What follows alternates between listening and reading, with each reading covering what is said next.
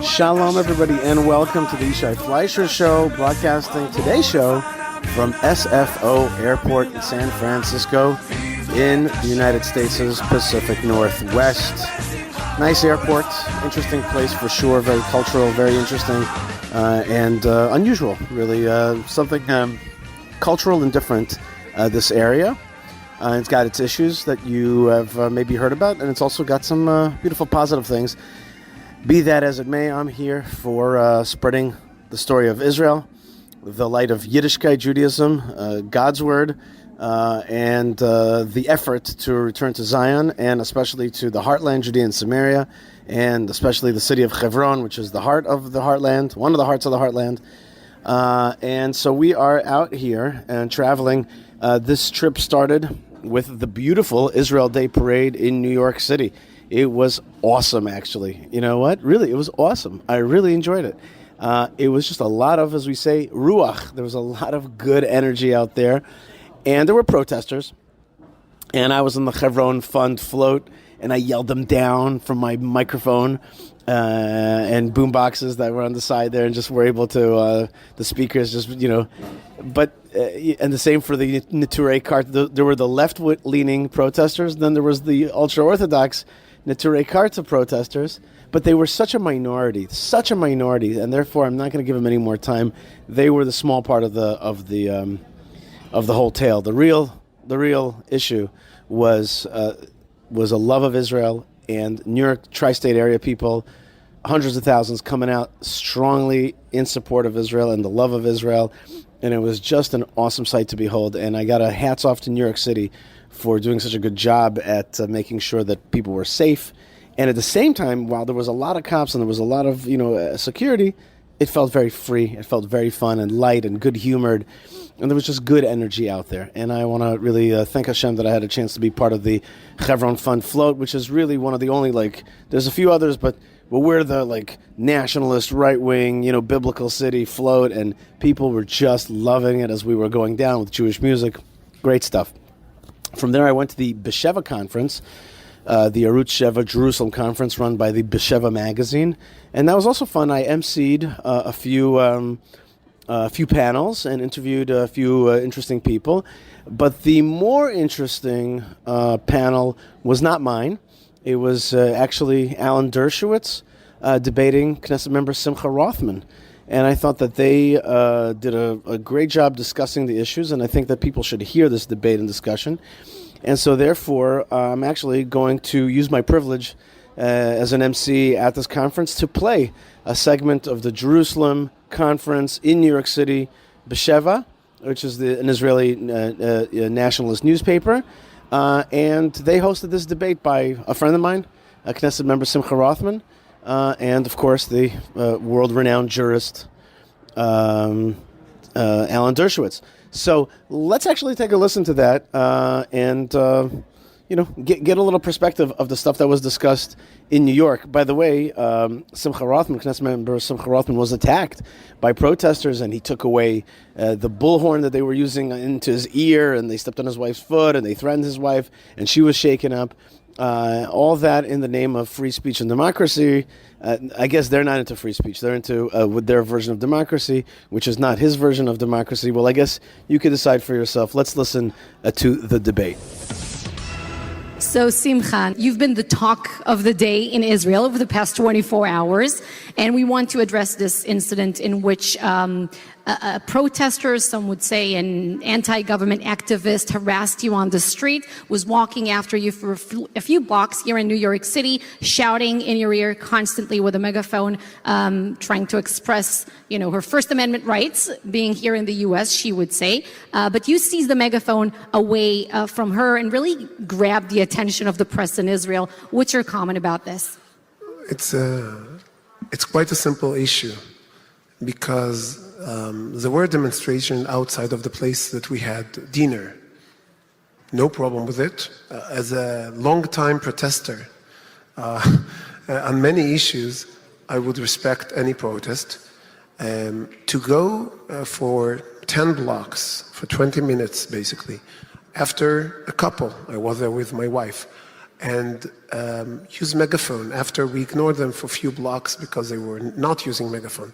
Using megaphone in a very close proximity, that's not a demonstration, that's not a protest, that's an attack. That's an attack on me, but because I don't take it personally, of course my wife, but the attack is actually on democracy. And maybe it's connected to the issue that we're talking, judicial reform, because many people claim that if the judicial reform will pass, that will be the end of democracy in the state of Israel. I don't know about any countries that lost its democracy because they changed the way they elect their judges. I don't know, maybe there was. I'm not such an expert in history, I don't know of. I know many countries that lost their democracy because they have small, very small, violent groups that went and harassed elected officials and threatened them until they give up their position, until they give up their views. For that we have many, many examples, and people who don't understand the difference between a protest and a violent attack, they need some crash course in democracy. So, Mr. Dershowitz, I see that you're nodding here. These two issues are, of course, somewhat intertwined. The issue of free speech, democracy, liberalism, and we'll touch on all of it. You were interviewed several times about the judicial reform in Israel, and you refer to it as a grave mistake. Why is that? Well, first of all, I offer to defend you if anybody tries to prosecute you for defending yourself and your wife against using a megaphone essentially as a weapon.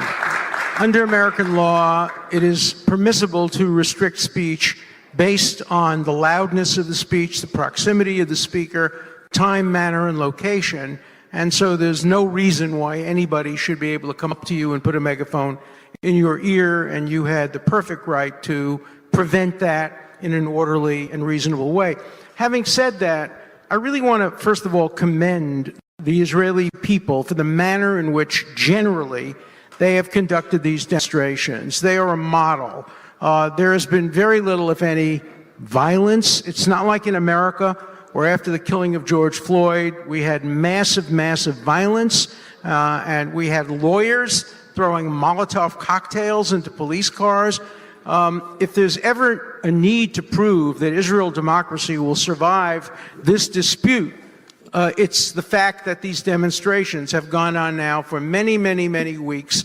My own preference is to not allow demonstrations in front of the homes of people like Aaron Barak or the homes of others who are private citizens. It's okay to demonstrate in front of the home of the president, in front of the home of the prime minister. Those are public places. But I don't approve of demonstrating in front of the homes of private citizens, even people who used to hold high positions of power. Having said that, I think both sides have misused the term democracy and have overstated the dangers to Israel if either side prevails. I agree with you that there would not be a danger to democracy if, in fact, the courts were somewhat weakened and didn't have the authority it had today. But I also think that if the courts were strengthened or maintained the way they are, we have democracies, America is an example of that, in which courts make some of the most important decisions, taking them away from the legislature. So my goal, and the reason I insisted that we have a conversation rather than a debate, is to try to bring us closer together. This is exactly the kind of issue that's a matter of degree, and where both sides have to compromise a little bit. Should I just lay out briefly what I think can be done? but I think let's backtrack just a little because let's circle back to this because people in Israel have been engaged in this fierce public debate over judicial reform for what, like 22 weeks now, 23 weeks, 22 years. But I want to say for Mr. Rothman, it's been a top priority for you personally for over a decade as a lawmaker, but not only as an activist, as a lawyer. You've been studying this issue specifically in Israel, but also studying other judicial systems from around the world. Why are you so convinced that Israel is desperately in need for a fundamental change to its judicial system? I have to say, I need to start with two short stories. The first story is the reasons that, I don't know if Professor Dershowitz knows, but one of the reasons I chose the path to be a lawyer is him. Meaning, when I read about him and I read about the cases that he took, even cases that, the most famous case, the case in Skokie, is that you go according to the rule of law, against what you think is moral, which he got a lot of criticism, I think. What he basically, you can say if he wants later, but he said this is the rule he should apply. The rule should apply even if all my bones ache when I need to help those terrible people that wanted to shout. It was a neo-Nazi protest near Skokie, where a lot of Holocaust survivors lived. So, and I thought that this is a reason to become a lawyer. This is a reason to invest in the rule of law that is different from what you think is right, what you think is just. It's important because that's what can keep a society together where there are disagreements. This story goes directly to a story. I started Meshilot, the organization, the Israeli Movement for Governability and Democracy, 10 years ago. And I worked on this issue a little bit before. But I think I became more committed in 2015. In 2015, two things happened. One of the Knesset members said that you should go over the Supreme Court with a D9 excavator. I don't know if you remember this quote. Demolished the Supreme Court. It was connected to one of the rulings about Amona, if I remember correctly. And everyone was very troubled. Some supported, some said it doesn't matter. But it was a very harsh thing to say. It doesn't matter what you think about the case. The other thing happened in quiet, did not make it to the news. And that was an interview by Chief Justice, then former Chief Justice Aaron Barak. And he was interviewed to one of the law reviews in Israel, of one of Haifa. And the interviewers asked him, what will happen if the court will say something and the government will say something else? It was 2015. I wasn't in government then. It wasn't judicial reform. It wasn't the end of democracy. And Chief Justice Aaron Barak said then something he did not say when he was asked the same question 20 years before. He said, in this case, the army will decide. If the chief of staff will send his tanks to protect the court will prevail. If he will send it to the Knesset will prevail. And I said, if a Knesset member speaks about D9 excavator, and former Chief Justice, who gave a totally different answer a few years ago, is talking about tanks, and by the way, it's against the rule of law to speak like that even, we need to solve this problem, and we need to solve it fast. We cannot status quo, and with this I probably disagree with Professor Dershowitz, status quo is not an option when you get to this kind of tensions. But you are satisfied from the status quo in Israel? Well, I don't think the status quo is an option either. Of course, Justice Barak, who I've known since 1966, and have dinner with him every time I go to Israel, as I have dinner with Prime Minister Netanyahu every time I go to Israel. I've known him since 1973. So I know the people on both sides of this. Andrew Jackson said the same thing when the Supreme Court rendered a decision supporting Native Americans in the United States, Jackson said, the court has decided and now let them enforce it.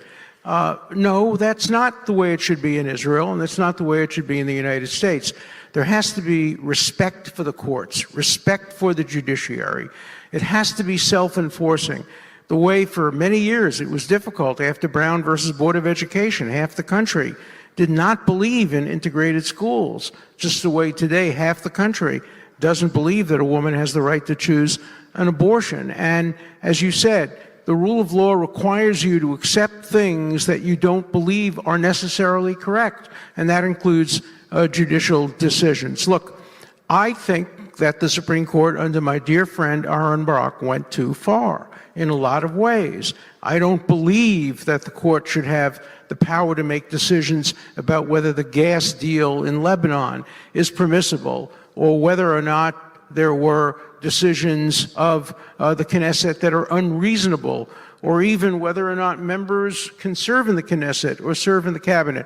Those are political and economic decisions. But there are some areas that the court must have the last word, where we cannot allow democracy to prevail. That is, courts are supposed to be counter-majoritarian. Let me give you one striking example. Free speech.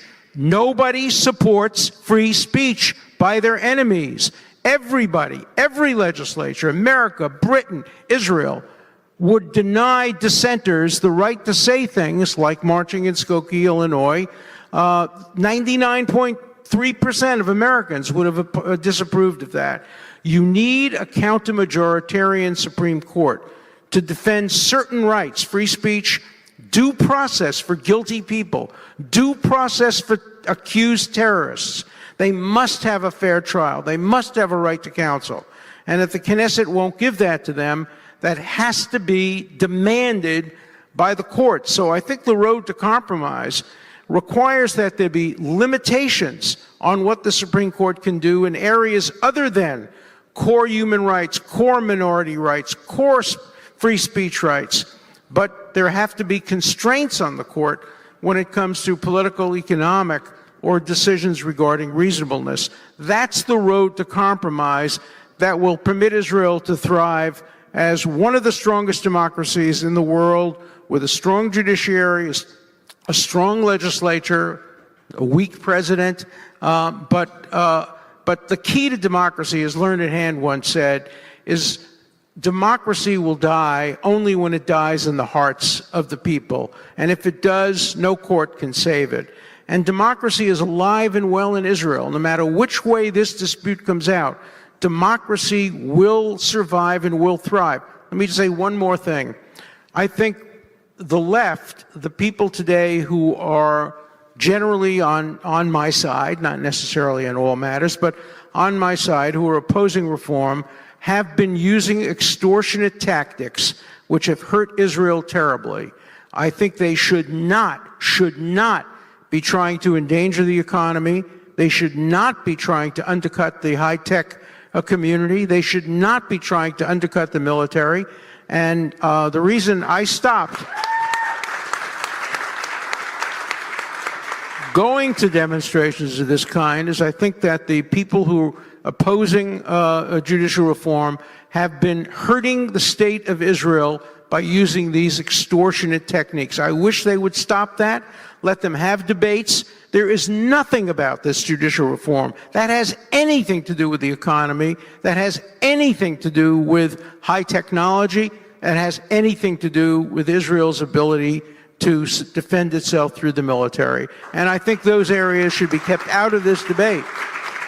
All right, a few issues to break down here. I see where you have some areas of agreement and disagreements. I see when you nod, when each other speaks. So let me circle back to one of your earlier points. Simcha, is the court the only thing standing in Israel between majority rule and human rights? In other words, if the judicial reform passes as it stands at the moment, will you, as part of the legislative, have unlimited powers as, opposition to the reform tends to claim? So before Professor Dershowitz said that he's not the elephant in the room, he's the donkey because he's a Democrat. Maybe I'm not so much into American politics, but probably I need to take the position of the elephant. So there are many things that I wouldn't like any entity of government to have the right to decide. So not the judicial and not the parliament and not the executive, because I like small government, because I am to the right.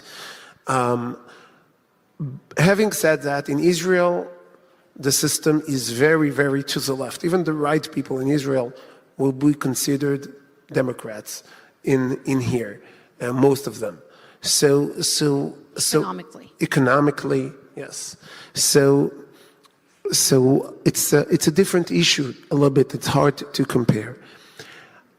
Having said that, the fact that the court is basically limitless, that's a huge problem, and to that I think Professor Dershowitz agrees. To solve I would be able to solve the problem and says, let them just decide issues of human rights. But what is not human rights? What is outside the scope of equality? Any law, almost any law that I know of, someone can make the claim it's unequal.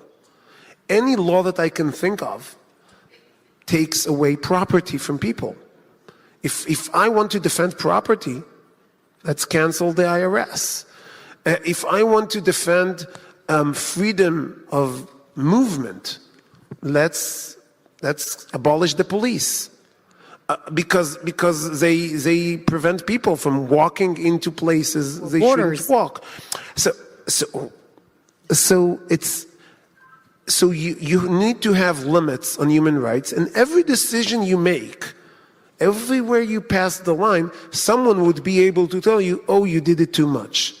And that's what happened in the US on many issues. And it's changed over years, and it's changed with politics. What is the limit in Israel? In Israel, and I was a little bit, when Professor Dershowitz spoke about freedom of speech as an example, Israel does not have freedom of speech in its basic laws. Enshrined in a constitution. It's not, we don't have a constitution at all. But even if you look at basic laws as a constitution, we don't have freedom of speech. I think freedom of speech in Israel is quite protected compared to many, many, many countries in the world that has freedom of speech in their constitution. So the defense did not come from the constitution. As Professor Dershowitz said, it's come from the hearts of the people. But the court, in 3 different cases, took away freedom of speech from the people that the Knesset gave. When the court canceled the law of Arutz Sheva, where are we sitting now? We are sitting now in a convention, it says here, Arutz Sheva. The Knesset legislated that Arutz Sheva was the only outlet for the right for many, many years will be able to broadcast, giving freedom of speech. Who took this freedom of speech?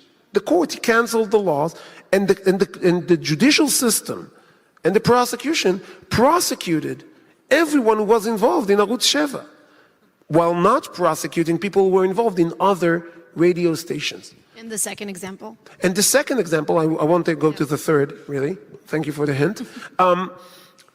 Just recently, there is a huge corporation in Israel that is funded by the government and broadcast news and media and do podcasts. It's called the Israeli Broadcast Authority. It's getting from taxpayer money almost $1 billion shekels a year. In the US, it would be deemed as hurting the freedom of speech, because the way to shut down other people's speech is to shout very loudly, as we just learned yesterday night.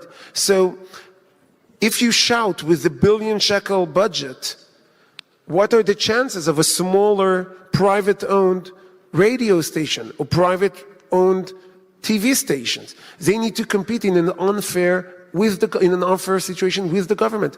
So the legislator said, let's divide the power there. Let's not have this kind of broadcasting authority that broadcasts the news, which is the most delicate issue that you don't want the government to be involved with. the court canceled this law and basically prevented freedom of speech for many, many small players. So the legislator gives power, freedom of speech in Israel, and the courts takes. So to say that the court is a defender of rights, and I wouldn't even start with the examples on criminal procedures, where historically in Israel, legislation is so much more liberal, progressive, take it wherever you want, than what the courts does, because most of the judges, or not most, many of the judges come from the prosecution, and we have, I will just give one number. I know, I'm sorry about the time.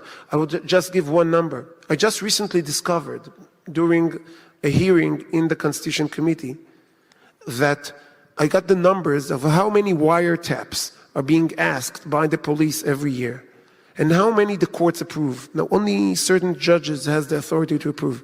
They approve 99.6% of the wiretaps that the police asks. There is another kind of wiretaps from the Shin Bet, from the Shabak, which doesn't go through the court. It goes in a different path. And the head of the Shabak, when he's looking on his own workers after all those inner checks that they have in there, he is canceling more wiretaps in percentage and in numbers than the court. So the court is not. I'm sad to say that in Israel, if you want to look for people to protect your freedom of speech or your freedom of due process in the criminal procedure, don't go to the court, go to the legislator. Well, no, I think that's wrong. I think what you go to is a system of checks and balances. The great philosopher Montesquieu contributed enormously to democratic theory, which the United States picked up in its Constitution, by creating a system of checks and balances, a system where all power is not in the legislature, all power is not in the judiciary, all power is not in the executive. There are imperfections. And today, for example, the shoe is exactly on the other foot in America. Today, the left wants to weaken the Supreme Court because they don't like its decisions. In Israel, the right wants to weaken the Supreme Court because they don't like its decisions. We're not going to get perfect decisions. But I have this question. Say it again? I have a question here, because both sides here are talking in terms of saving the democracy. And no, I'm not. Democracy is not going to be in danger either way. But the system, okay, so the system of checks and balances, is it in place to keep the democracy or keep liberalism? Because I know that Mr. Rotman here, he makes the distinction between the two, democracy and liberalism. So what you're talking about is a system of, saving liberalism? No, of course not. No. The system of checks and balances often saves conservatism, as it does in the United States. The Supreme Court today is checking the liberal legislative actions and liberal actions of some lower courts. Sometimes the right wins, sometimes the left wins. Sometimes the courts are wrong, sometimes the legislature is wrong. The one thing that's absolutely essential is that no branch of government have unlimited power. That's why we need compromise. That's why we need some areas where the courts have the last word. It was Justice Jackson who brilliantly, probably the greatest justice in American history, even greater than Louis Brandeis, great justice, who once said, "We are not final because we are right. We are only right because we are final." And courts are often wrong. I am one of the most strident critics of American courts.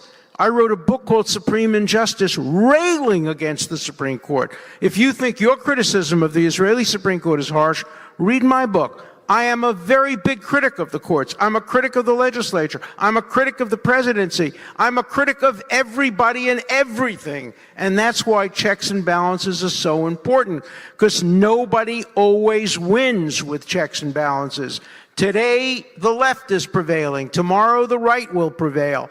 The one thing we have to assure is that no branch of government has the ability to have its will over the minority, over all people. You're right about freedom of speech. These are complicated cases. In the United States, we have Citizens United.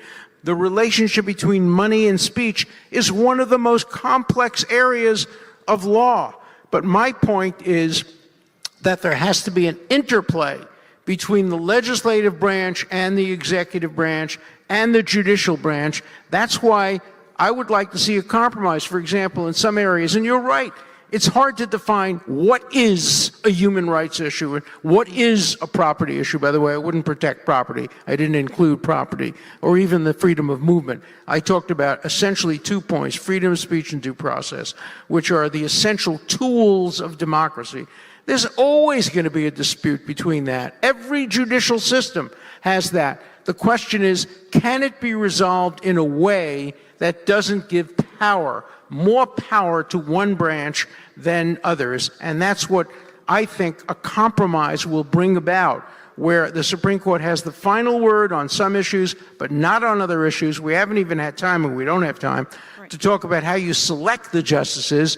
That, to me, is the biggest barrier to what's going on in Israel today. When I spoke to all the people, and I've spoken to all the people in Israel, they were all prepared to compromise on this issue of whether override should be permitted on all or only some decisions, what the number should be in override. Where the real problem is in who picks the judges. Okay. Simcha, before we wrap it up, I have to ask you, negotiators are talking about a compromise now. Many people in Israel are very doubtful that a compromise is actually something within reach. Did you expect the reform to face this huge public backlash as it did? And do you think that this means that a compromise is sort of dead upon arrival, actually? I think that the issues that Professor Dershowitz just spoke at the end, judges selection, I think that sums it up. Because you really can agree on anything else. And judges selection, I believe, I see it, there is a famous method of deciding how to split a cake. So every time when I came to negotiate, I came and I would do the same with Professor Dershowitz. Whatever rule you want to give the Supreme Court, whatever powers, by all means, I'm signing. You want the court to cancel laws? Okay. You want the court to cancel basic laws? Okay. I appointed judges. And then suddenly everyone understands that, oh, I don't want an entity all-powerful. I believe that in Israel, the left wants to give more power to the courts, not because checks and balances, because the court is unchecked and unbalanced, and there is no decision in Israel that the court cannot make in the current situation. The left wants the court to have this all-powerful, super powerful tools to cancel and make every decision and any appointment and cancel any laws that he sees fit, because when he looks at the judges, he sees people like him or her, and when he looks at their politics, he knows that the public in Israel will never vote for them. So it's not about big issues of jurisprudence or rule of law or democracy. It's about, I want my way to win. A minority doesn't rule. matter what the outcome of the elections. I agree. What will happen in Israel is if you get your way and you get to pick all the judges and it suddenly turns extremely, extremely right and the Knesset moves more and more left, we're going to see exactly the same problem with a mirror image. That's why you can't win. Of course. You can't win. That's why. There has to be a compromise. Professor Dershowitz. Yeah. So you agree that there has to be a compromise? That's the reason, exactly what you said. That's the reason when from the first draft of the way we appoint our judges that we offered in the Constitution Committee to the last draft, we change it based on those ideas, because I agree that you cannot have the power to appoint all the judges or to pack the court or others. The mechanisms that we introduced, Minister Levine and myself and the heads of the coalition, is saying that no elected Knesset, no elected parliament could appoint more than 2 judges on their own agenda. That makes sense. That's now on the table. Nothing else. There were probably 3 people, you, me, and you, who really want to see structural reform for the sake of structural reform. We have differences, but we believe in it as a matter of structural reform. The vast majority of people, including in this audience, they just want to see what's best for their political side. Whichever side comes out, on the conservative side if you're conservative, liberal side you're liberal, we're happy to accept that structure. Very few people in America or in Israel care about process, care about procedure, care about structure. They just want to get it their way. It's becoming worse in Israel. It's almost as bad as it is in the United States. In the United States, it's terrible. Everybody just wants it 100% their way and doesn't want to see any compromise on the other side. I think the Israeli people understand the need for compromise at a time when its national security is endangered by Iran. And I think that if I can come to Israel and help bring about a compromise, if any of us can just bring, and we won't agree, we're not going to agree. We'll walk out angry at each other. But in the end, we can get something that we can live with. And that's the important thing. Can you grant Mr. Dershowitz an open invitation to come and, maneuver the negotiations around the table at the president's residence? It means that he will need to add me to his short list. The next time he's in Israel, we will need to have dinner with Chief Justice Aaron Barak, Netanyahu, and myself. All right. Will there be a reform, yes or no, eventually? Will something change? As I said in the beginning, I believe status quo is not an option. I believe we need to get to a decent compromise. I think we can do it. The only thing that stops it is what Professor Dershowitz just said. Some parts of Israeli politics, and I'm not pointing fingers, it's the left, does not want to get to a compromise whatsoever. They wouldn't even sign their own bill. But there are people on the right and the left who don't want compromise. Okay. We'll deal with them. Let's agree over here. All right. Thank you, gentlemen, for this fascinating discussion. Solid arguments on both sides. Thank you so much. Okay, still here at beautiful SFO, and I hope you enjoyed that discussion between Alan Dershowitz and Knesset member Simcha Rothman. And what do you think about judicial reform? Who do you think is right here? And do you think that there's biases involved here? You can write me an email to yishai@yishaifleisher.com. There's security warnings here at the SFO airport, but everything seems okay, so don't get nervous. After the conference that I was at, I actually flew to San Francisco. I gave a really fun talk yesterday. I was very happy with it. I think people really enjoyed it. A lot of nationalists, right-wing Russian Jews came to my talk here in Redwood City. And that's after we also hung out with a new Chabad house, a new Chabad yeshiva that was started by a family that we're friendly with. And everywhere we went, we actually put up 3 mezuzot. 3 mezuzot. Also on our friend finding mission, on our supporters finding mission, we also ended up bringing a lot of holiness into this region, and it needs it. It needs it. It needs a little bit of a holiness infusion. This San Francisco region. There are some very beautiful places here, but you could sense that Kedusha has not touched, the holiness has not touched this region overly.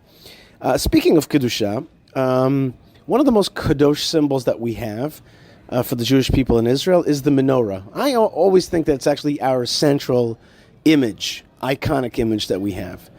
And if that is so, what was the debate over the menorah being the symbol of the state of Israel? And remember, the Chanukiah is like the bigger menorah, right? So if you're using that word, we use the 7-candle candelabra. That's the menorah, and then the Chanukiah is 8 candles. In any case, that candelabra image is really central to the Jewish people and that's what when I depict Jerusalem, and I'm making a video right now about the biblical highway, I use the menorah as the way to depict Jerusalem. Other people said to me, why don't you use the Ark of the Covenant or the Holy of Holies? And I said, no, the real symbol, in my opinion, of Jerusalem is actually the menorah, because it's a light onto the world. There was a very hot debate whether the menorah should be indeed the symbol for the state of Israel. And our very own Rabbi Shimshon Neidel, our Kohen, our resident both scholar and priest, has that story for you, which is the debate, the hot debate over whether the menorah should be the symbol of the state of Israel.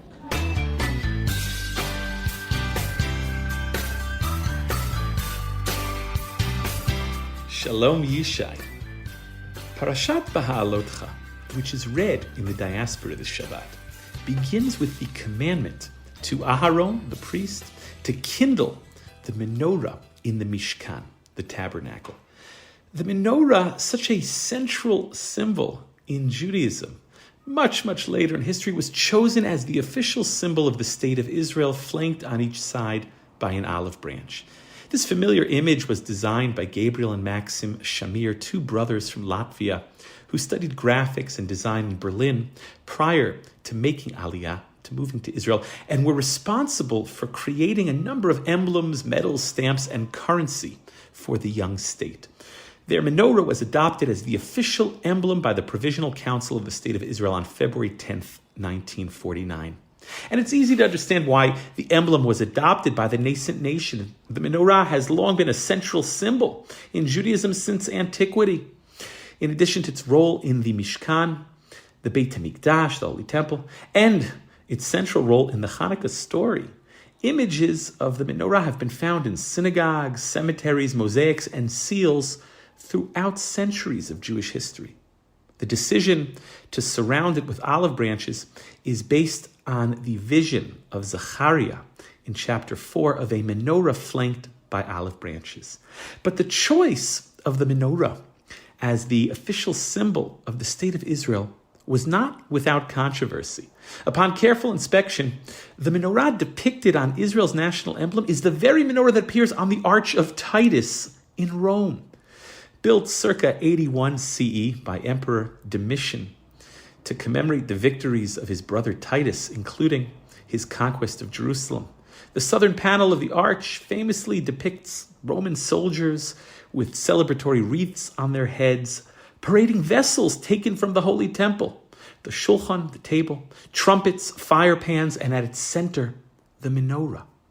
Chief Rabbi Yitzchak Halevi Herzog strongly objected to the choice for Israel's emblem, as he believed that the menorah which appears on the Arch of Titus is not the menorah from the Holy Temple.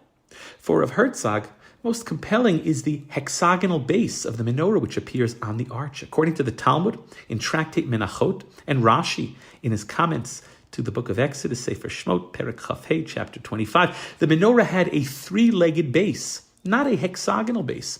In fact, images of a three-legged menorah appear in carvings on a number of ancient synagogues and graves and in ancient mosaics throughout Israel.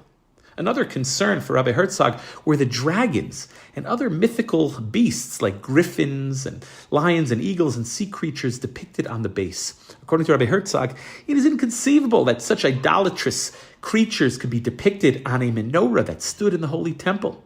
In fact, the use of objects ornamented with dragons is strictly forbidden by Jewish law per the Mishnah in Avodah Zarah in the 3rd chapter. More proof that the menorah on the Arch of Titus is not the menorah from the Holy Temple. Instead, Rav Herzog suggested that it is possible that something happened to the original base of the menorah on its way from Jerusalem to Rome, and the Romans replaced the original base with the hexagonal base that is depicted on the arch. Rabbi Herzog concludes and writes, quote, "What emerges from all of this is that our government has not done well today when we have merited again the light of Zion, symbolized by the light of the menorah, copying specifically the image of the menorah on the Arch of Titus, which was made by the hands of foreigners and not made in purity of holiness according to the Torah of Moshe Rabbeinu, Moses our teacher, genius of geniuses, and from other sources derived by the great leaders of Torah and wise men. And not just that," he continued, "but an expert archaeologist testified before me that the menorah and menorot depicted on graves and in catacombs of Rome are all three-legged, as are all of the menorot depicted on mosaics of the remains of synagogues found in the land of Israel."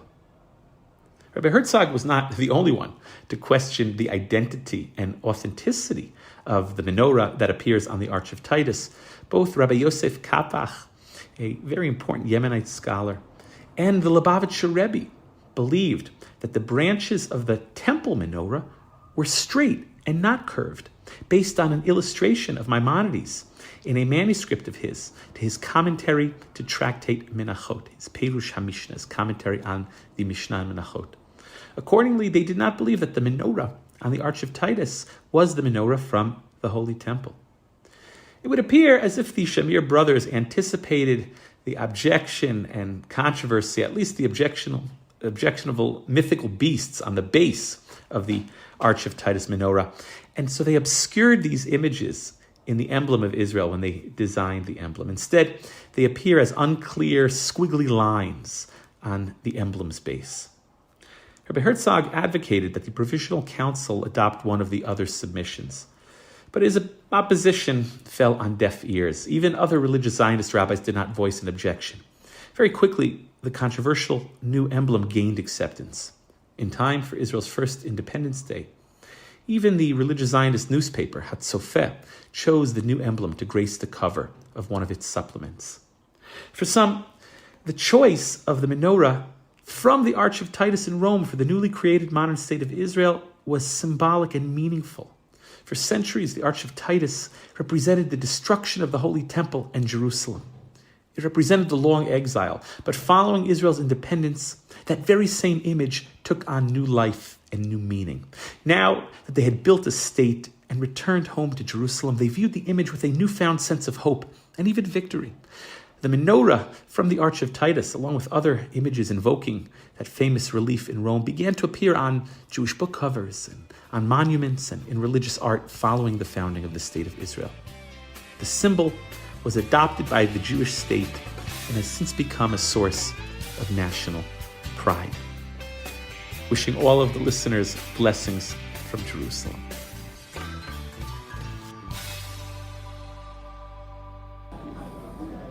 All right. Thank you so much, Rabbi Shimshon Nadel. That was beautiful and interesting.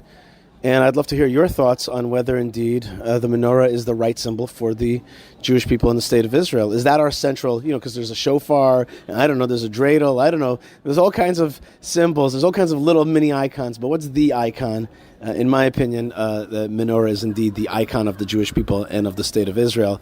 But that's not what's on the flag, by the way, right? It's not what's on the flag. We have a Star of David on the flag. So, okay, icons, the issue of icons is very interesting. In any case, I am here at SFO Airport, and I'm boarding a plane to Cleveland in just a few minutes. So I'm getting a little bit nervous because I keep recording, but soon I gotta board. But I also want to talk a little bit about what Ben Bresky was up to. So my man Ben Bresky went on a bicycle trip. And in fact, I got an email about that bicycle trip from a guy named Zev. And Zev writes, "Hi, Yishai, just a note about one of your sponsors, Kosher Cycle Tours. Last Friday, I took a kosher cycle tour in Jerusalem with Chabad of Baka Friendship Circle. It was a great ride in parts of the beautiful country you can't see by car, traveling through natural and urban settings.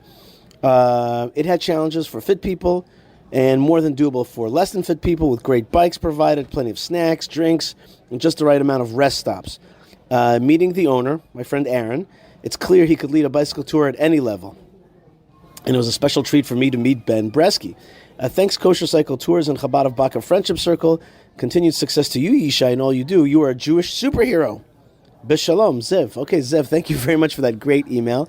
And our man, Ben Bresky, was indeed on the scene at Emek HaArazim, and he's got the story of this place in Israel and the bicycle tour with one of our sponsors, Kosher Cycle Tours. This is a moment in Jewish history. Emek HaArazim, or Arazim National Park, is located in the Ramot neighborhood of Jerusalem, tucked in between Mei Niftoach, Lifta Valley, and Har HaMenuchot. Its trees and rolling green hills don't feel like a part of Israel's largest city, but it is. I visited there last week for the annual Chabad of Baka bicycle fundraiser for Friendship Circle of South Jerusalem, sponsored by Kosher Cycle Tours. There are remains of early agriculture, including a Second Temple-era irrigation system. The name Emek HaArazim was given to the area in 1923 by the pioneers of Einot Telem. Even before being developed, it was a center of attraction for travelers, as Yehoshua Yellen, one of the founders of nearby Motza and the Nachalat Shiva neighborhood in downtown Jerusalem, wrote in 1884. The place as a whole is remarkable for its fresh and pleasant air and its light and sweet waters. There are 3 large springs there, apart from small springs. In all the surroundings of Jerusalem, there is no place as beautiful and pleasant as it. And so every summer the rich of Jerusalem go out to sit there in tents and enjoy the light and water. When we came for the first time to this place, we inhaled the fresh air, and when we smelled the scent of the pleasant flowers, and when we drank the light and sweet water, all of which will not be seen or found in Jerusalem and in all its surroundings, we were greatly amazed. The land was initially purchased in 1906 by 2 of the founders of Rehovot, Aharon Eisenberg and the engineer Dov Klimker, as an agricultural and industrial area. Adjacent to the central spring, they built a textile mill. The oil waste from the textile mill was used to make soap. Today, Ramot is the largest neighborhood in the city, but back then it was far from any built-up areas and prone to attacks. The establishment of the factories encountered financial difficulties, and the initiative failed to take off. By 1911, the factories were closed down. In 1923, Professor Chaim Pick and Rabbi Yehoshua Lieb Fishman Maimon bought the land. 8 Jewish families settled there, renovated the factory, and laid a cornerstone for an agricultural school for religious girls. The renewed community was given the name Emek Arazim, apparently after the large cypress trees that grow in the stream, which are similar in appearance to cedar trees, or Arazim. During the massacres of 1929, in which rioters killed and looted Jewish communities in Hebron, Jerusalem, Sfat, and other places, the residents were under threat and they fled to Moza until that too was attacked. Although Moza recovered and still exists today, Einot Telem did not. In 1934, there was a proposal to house yeshiva students there, but nothing came to fruition. And what became of the 2 entrepreneurs whose startup in Emek HaArazim failed? Well, Rabbi Fishman changed his name to the more Hebrew-sounding Rabbi Maimon and went on to found Israel's rabbinate with his friend Rabbi Avraham Yitzhak Kook, who became the first chief rabbi. Rabbi Maimon went on to become the State of Israel's first Minister of Religious Affairs and was awarded the Israel Prize for his contribution to rabbinic literature. Professor Chaim Pick managed the World Mizrahi Organization, which still exists today. In 1927, he represented Mizrahi in Germany for several years, but the group was forced to shut down when the Nazis came to power. He fled back to Israel in 1934, where he completed his work on the development of Semitic languages, in particular ancient Hebrew. His son, Walter Pinchas Pick, also became a professor and married Hannah Pick Gossler, who had lived in Amsterdam next to the Frank family and was friendly with their daughter of the same age, Anne Frank. Hannah is mentioned in Anne Frank's now famous diary. I met Hannah Pick during one of her many lectures around the world to discuss her escape from Nazi Europe and the loss of her childhood friend Anne. In modern times, the area adjacent to Emek HaArazim became the neighborhood of Ramat Alon, known more commonly as Ramot, established in 1974. It is named for the nearby tomb of the prophet Samuel, who, according to the Bible, was buried in Ramah. The valley was subject to controversy when the Safdie Plan, named after famed architect Moshe Safdie, was submitted in 1998. A large-scale campaign against creating apartment complexes and high-rise condominiums in a nature reserve was launched, and the plan was officially canceled in 2007. Emek HaArazim is also home to the September 11th Memorial. The 9/11 Living Memorial Plaza is located on a hill in the valley, and the metal sculpture is made out of ruins of the World Trade Center. The Jewish National Fund and Israel's Nature and Parks Authority rehabilitated the area and created scenic walking paths, preserved the archaeology, and created a unique children's playground and a bicycle path. And that's where I come in. As I watched the cyclists with their tzitzit and beards flowing in the breeze, I wondered if Chabad ever thought that a branch of their Hasidic movement would hold a bike-a-thon in a nature reserve in Jerusalem. Chabad was founded in 1775 by Rabbi Shneur Zalman of Liadi, a prominent student of the Maggid of Mezerich, who in turn was the successor to the founder of the Hasidic movement, the Baal Shem Tov. He later moved to Lubavitch in Russia, from which their name, the Lubavitcher Hasidim, come. Their connection to Israel started almost from the beginning. Rabbi Shneur Zalman, known as the Alter Rebbe, was briefly arrested by the Russian authorities because he urged his followers to send charity to their fellow Jews in the land of Israel. Because of this, he was falsely accused of supporting the Ottoman Empire, which at the time ruled the territory of Israel and was at odds with Russia. The Alter Rebbe founded the charity Kolel Chabad in 1788. It still exists today and is the oldest continuously operating charity in Israel. Chabad also sent followers. Starting in 1777, Chabad families moved to Sfat and Tiberia. In 1815, a Chabad community was established in Hebron. Later in 1845, the granddaughter of the Alter Rebbe, Menucha Rachel Slonim, and her family moved to Hebron, where they led the community for over 40 years. Unfortunately, many of her descendants were killed in the 1929 riots, the same ones that ended the community of Einot Telem. The rough days of pre-state Israel are a far cry from the well-maintained park, where Jews from around the world enjoy watermelon on a hot day to raise charity. The Rebbe may not have imagined a kosher cycle tour with yeshiva students in fitness gear, but the pioneers of yesteryear would probably have been proud of today's reality. According to the JNF, Israel is one of the few, if only, countries in the world with more trees today than it had a century ago, and Emek HaArazim Park can attest to this. This has been a moment in Jewish history.